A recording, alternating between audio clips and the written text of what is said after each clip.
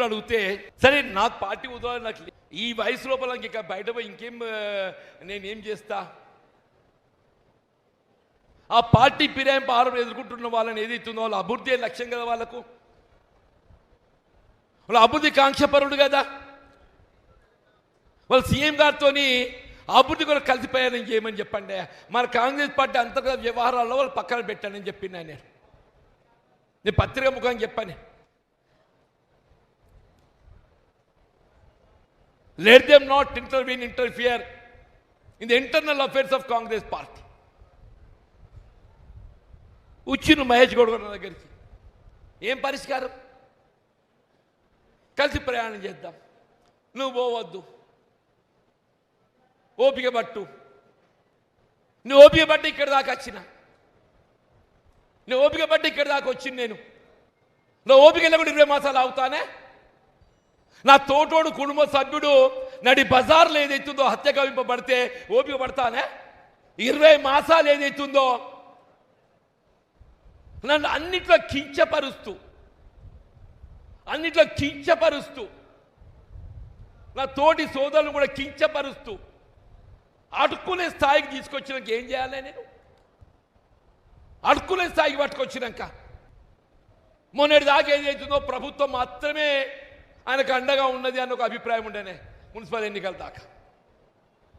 సరే పార్టీ అయినా మనకు ఉన్నది తోడు అనుకున్నా నేను. మున్సిపల్ ఎన్నికల దాకా ఏదైతుందో ఇలా ప్రభుత్వం మాత్రమే ఆయనకు అండగా ఉన్నది, ముఖ్యమంత్రి గారు, పార్టీ మనకు తోడుంది అనుకున్నా. ఇప్పుడు పార్టీ కూడా ఆయనకు చెత్త అయింది, ప్రభుత్వము పార్టీ ఇక మిగిలిందేముందే అంటే ఇవాళ నిజంగా కూడా చెప్పంటున్నా, ఇంతమంది కుటుంబ సభ్యులు ఏదైతుందో నాకు 4 దశాబ్దాల కాలం నాకు తోడు నిలిచిండ్రు, నేను కనీసం వాళ్ళ అభిమానాన్ని కాపాడాలి. నాకు వాళ్ళకు ఏ పదవులు ఇచ్చినా పదవులు ఇచ్చే శక్తి నా చేతిలో వేకింది, వాళ్ళ పదవులు ఇప్పించే శక్తి నాలో కోల్పోయింది.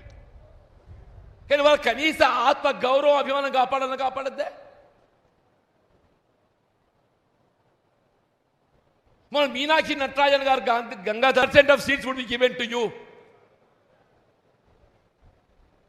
ఇదే మీనాక్షి నటరాజన్ గారు, ఇదే మహేష్ కుమార్ గౌడ్ గారు చెప్పి 4 నెలలు కాలేదు, అది రివర్స్.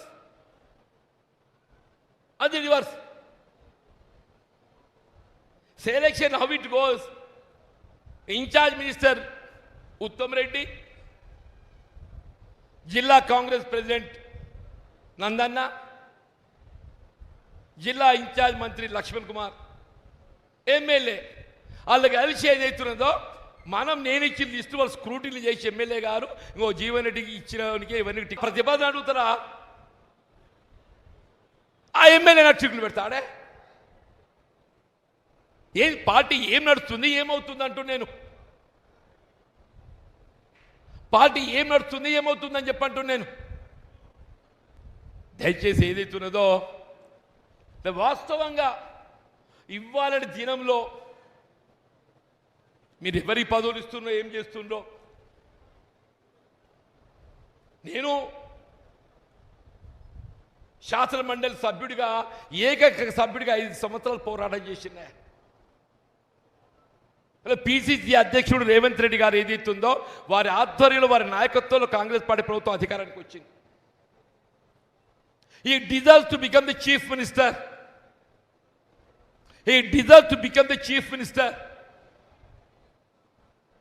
భట్టి గారు సిఎల్పి నాయకుడు, definitely he must be given respect అని ఉప ముఖ్యమంత్రి పదవి ఇచ్చిండ్రు, ఇవ్వాలి. మరి జీవన్ రెడ్డి అన్నటువంటి ఏదైతుందో శాసన మండలిలో ఒకే ఒక్కడు ఒంటరి పోరాటాన్ని 5 సంవత్సరాలు చేస్తే I'm not eligible for ministry. 20 మాసాలు టైం ఉండేనే నాకు.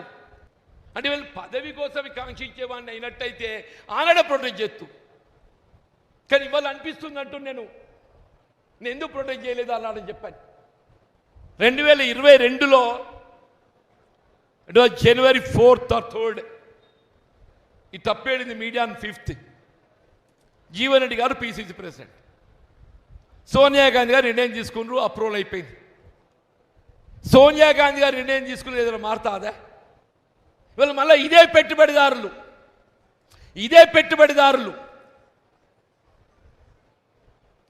నాగార్జున సాగర్ ఉప ఎన్నికున్నది.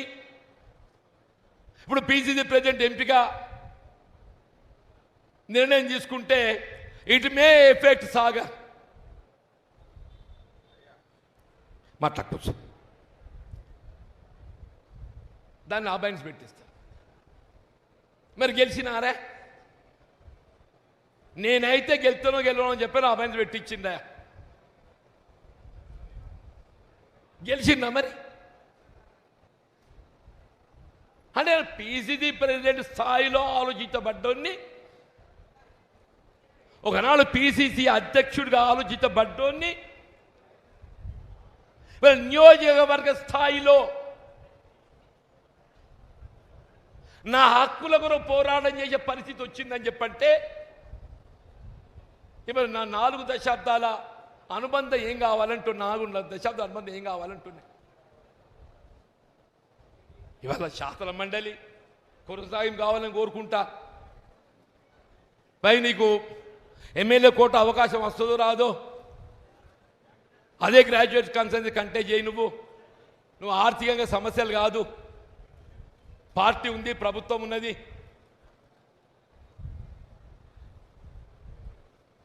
Even I'm not considered for again MLC extension.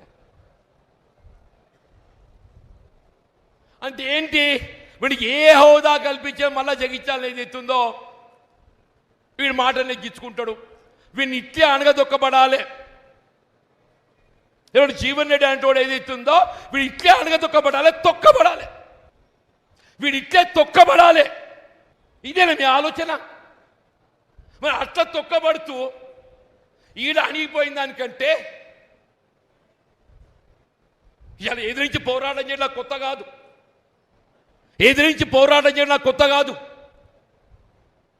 నేను అన్నాడు, చంద్రబాబు నాయుడు ఎదిరించి పోరాటం చేసి, నేను కేసీఆర్ ఎదిరించి పోరాటం చేసి, నేను ఇవాళ రేవంత్ రెడ్డి గారిని కూడా ఎదిరించి పోరాటం చేస్తా అంటూ నేను. నీతో తొక్కబడుతూ అణగదొక్కబడ్డ దానికంటే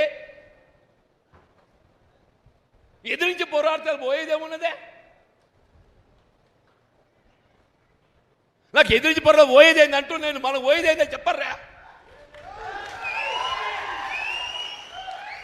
పోరాడదామా వద్దా? చెప్పండి, పోరాడదామా వద్దా? మరి ఇక్కడ అడగదొక్కబడదామా?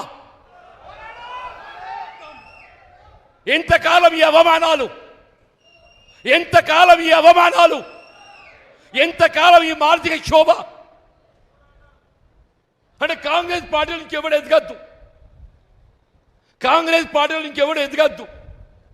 నీ చెప్పు చేతుల్లో ఉండేటోడు, నీ దయా దాక్షిణ్యాలకు లొంగేటోడు, నీ అడుగులకు మడుగులు ఎత్తటోడు, వాడు మాత్రమే కాంగ్రెస్ పార్టీలు కొనసాగాలి.